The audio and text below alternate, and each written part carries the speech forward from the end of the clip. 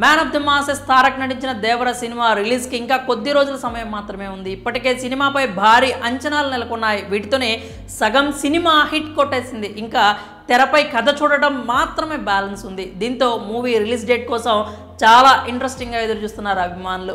ఇక ఎలాగూ రిలీజ్కి కొద్ది రోజుల సమయం మాత్రమే ఉండడంతో మూవీ ప్రమోషన్స్లో టీం అంతా బిజీగా ఉంది. ఏర్పాట్లని బాగానే సాగుతున్నాయని అనుకునే టైంకి ఇప్పుడు దేవర సినిమాకు కొత్త టెన్షన్ మొదలైంది. తాజాగా మరోసారి తెలుగు రాష్ట్రాల్లో తుఫాను హెచ్చరికలు జారీ చేశారు. మరి ఈ ఎఫెక్ట్ దేవరపై పడనుందా అనే సందేహాలు తలెత్తుతున్నాయి. దానికి సంబంధించిన పూర్తి వివరాలు ఎలా ఉన్నాయి?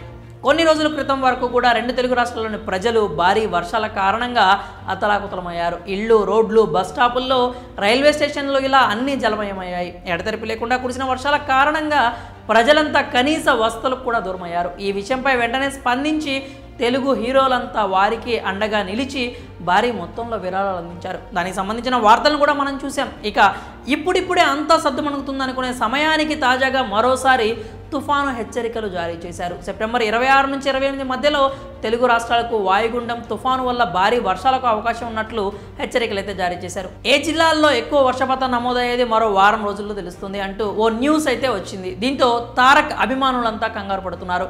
సెప్టెంబర్ 27న దేవర సినిమా రిలీజ్కి రెడీగా ఉంది. దానికి సంబంధించిన ఏర్పాట్లన్నీ కూడా వేగంగానే కొనసాగుతున్నాయి. మరి ఇలాంటి సమయంలో మరోసారి భారీ వర్షాలు, అది కూడా సరిగ్గా 26 నుంచి 28 మధ్యలోనే అంటే ఖచ్చితంగా ఆ ఎఫెక్ట్ దేవరా మూవీ కలెక్షన్స్పై పడే అవకాశం లేకపోలేదు.